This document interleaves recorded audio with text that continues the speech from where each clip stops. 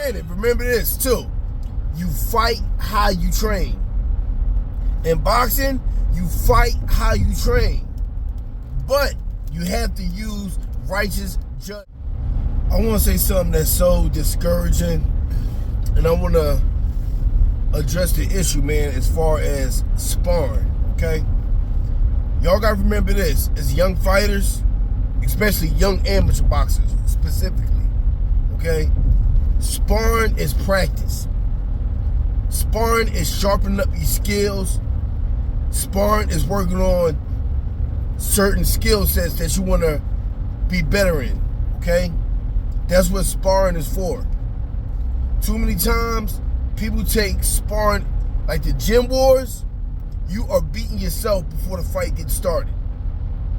You are beating yourself, you're damaging yourself, you're releasing all this unnecessary energy by sparring. And one of the most discouraging things that I witnessed, I've been through it myself personally, but you know, not too long ago, I experienced it where I take my fighters to another gym for sparring, and you got this grown man, a trainer, a coach, this grown man who put his fighter inside the ring, and his fighter is easily 20 pounds heavier with a lot more experience, and his trainer is encouraging his young fighter to basically hurt his sparring partners. I mean, he want his fighter to basically beat his sparring partners to pulp. And it's sad. You got a lot of these trainers, these coaches, that treat sparring sessions like it's a real fight. Now, granted, remember this too. You fight how you train.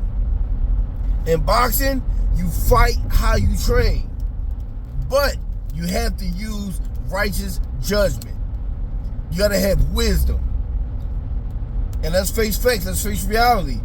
A lot of these so-called coaches, they don't have the experience themselves. They don't have the experience of being in the ring and knowing how it feels to get hit with a certain shot and you still gotta survive the whole round. A lot of trainers today, they don't know, like, this is off subject, but I said it in one of my other videos as far as pad work is destroying fighters. You got coaches who make up these coordinated routines where they throw 20, 30 punch combinations that has nothing to do with conditioning. It has nothing to do with a real fight, but they do it because it looks pretty. Those are the kind of coaches we're dealing with today in 2025, okay? And in that same breath, I want to say that these same trainers where they take sparring as a real fight. You know, you got trainers over there yelling in the middle of a sparring session. I mean, guys who not even open class fighters yet, they're still novice. You got coaches screaming, get him, knock him out, hit him, hurt him, beat him up, do this, do that. And then you got the coach yelling at the other fighter who's not his fighter. Oh, what, you scared? You scared? You done? Are you finished?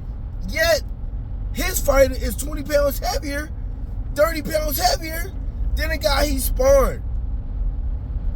See, you have to use wisdom, and you gotta use right judgment on who you allow to be in your ear. You gotta really use righteous judgment on who you want to be a part of your life in this boxing journey. Sparring should not be a gym war. Now, once you get some experience under your belt, and I mean real good experience, if you're a national fighter, an international fighter, an Olympic qualifier, a professional who actually pays sparring partners to come in camp, now that's a different story. What I'm addressing here is specifically guys who just really getting into this boxing game. Okay? Sparring is, you should be working on your skill set. You should be working on your technique, the basic fundamentals.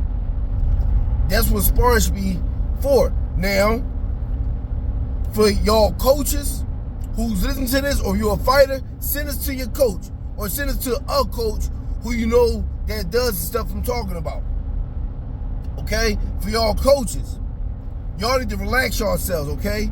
Because Nobody is getting paid for sparring in the amateurs, especially novice fighters.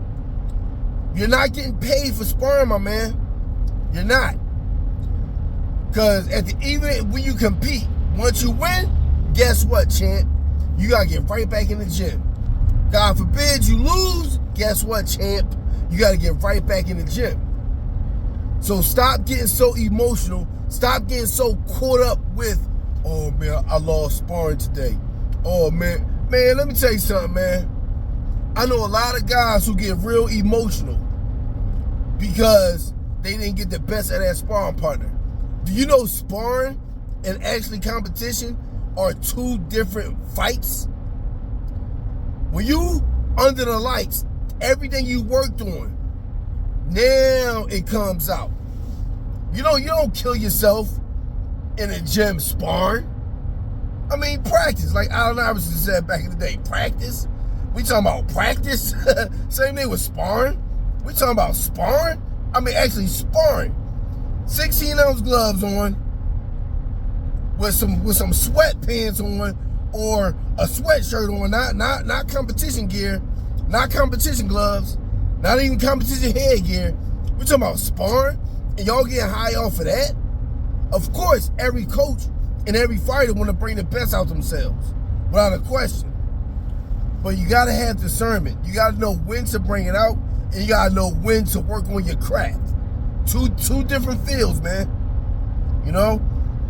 Get away from these coaches, man, and so-called trainers who want to be social media coaches. They want to be social media fighters. Want to look good and sparring, then want to post it, but then when the lights come on, you get your block knocked off.